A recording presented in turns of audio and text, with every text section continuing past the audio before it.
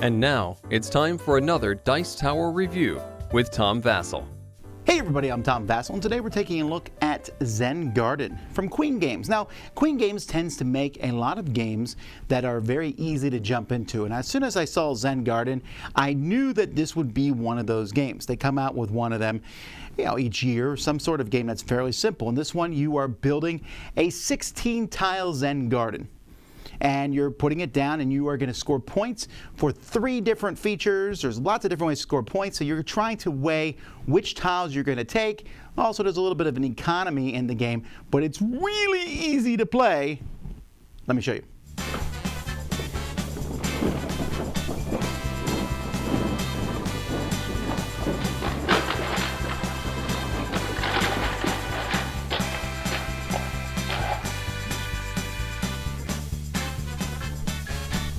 Zen Garden is a very simple game to play. There's going to be 16 rounds. In each round, one player is a start player, and you'll take turns and then pass it. On your turn, you're simply going to be taking a tile from this board and placing it on your board. The first one can be placed in any empty spot. After that, they need to be adjacent to the tile that's already on the board. They do not have to connect on paths, although you can if you want to.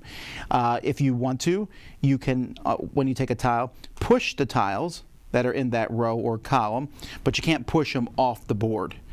When you take tiles, you're going to be taking tiles from this board here. If you take them from the bottom row, they're free. If you take them from the next row, they cost a coin, and if you take them from the top row, they cost 2 coins, and each player starts with 12 coins and will keep track here on the board.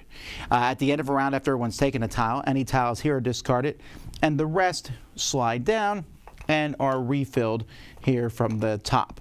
And you keep going until everyone's board is full of tiles. Now, each tile has different things. There are different paths on a tile. So you can see there's a wooden path, a dirt path, or a stone path. They also have some sort of decor on them. So there's 5 different types of decor. And then there are 6 different backgrounds included. So you can see each of these. And how players build this is going to score points for them. Now, money in this game is going to be points. At the end of the game, you're going to score points equal to your money.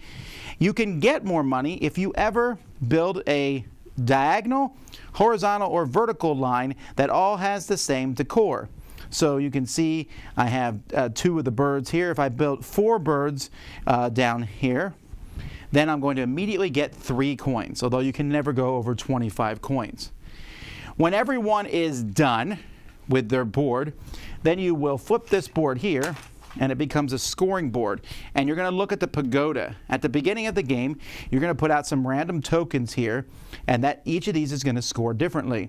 So this one here shows the benches. So for every bench, it's 1 point. I mean, it could have been this way. Every background that's brown is worth 1 point, but it's, you know what these are at the beginning of the game. This one's a majority. Whoever has the most gets 8 points. Second most gets 4. This one here, you want a lot, but not a few. If you have none, it's 0. If you have 1, it's -4, but if you have 6 or more, these can be 8 points. And then these are worth 2 points a pop. Not only that, if you build a complete circle of the same type, so if I build a stone path, doesn't matter what type it is, a nice circle on my board, doesn't matter where it is, I'll get 3 points. And if I build 4 of them, I'll get 15 points. And then I'll take each different type of decor, and the more I have of a certain type, the more points I'll get. So if I get 7 of the benches, for example, I'll get 5 points, and maybe 6 birds, I'll get another 3 points. And then you'll add these points together, and whoever has the most points is the winner. Now, this is the base game, but you can add other levels. So the next level says that here, if all my colors are connected, so you can see if they're not connected here, I have 2 groups of pink, so I get none. But if I have 1 group of each color, I'll get 10 points at the end of the game. You can also play with this level here, which will give me points if I have few colors.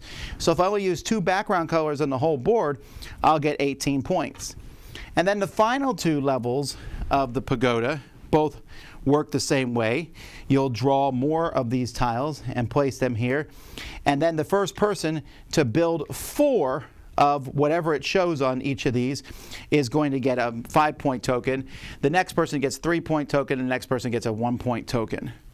And that's it. There's no other changes to the game. There's just more ways to score.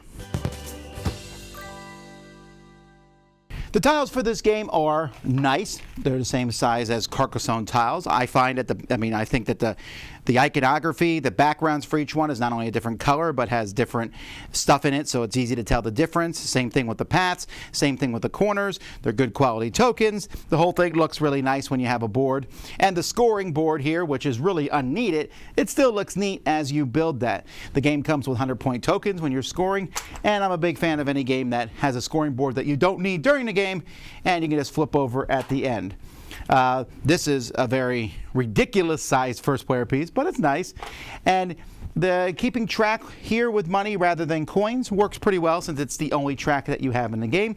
And the rules, extremely clear, really well written. There's an insert for the game, although mine got a little crushed, I guess. Not needed, but it is pretty and cold stuff. I'll probably get rid of mine again, because it's kind of collapsing here.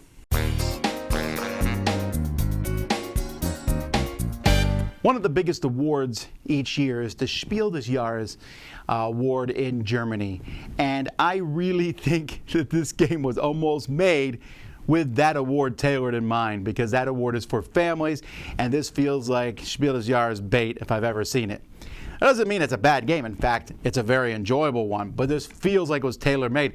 It's like, hey, you're going to get points for lots of things. I mean, the game itself is mundane to explain. Take a tile, pay money or not, put that tile down. At the end, you score points in 5 different ways. But that's fine. It's very gateway game-ish, where if you've not played many games before, this one's easy. But even for someone like me who's played thousands of games, this one was fun. I enjoyed it. I like sitting there and going, okay, which tile do I want?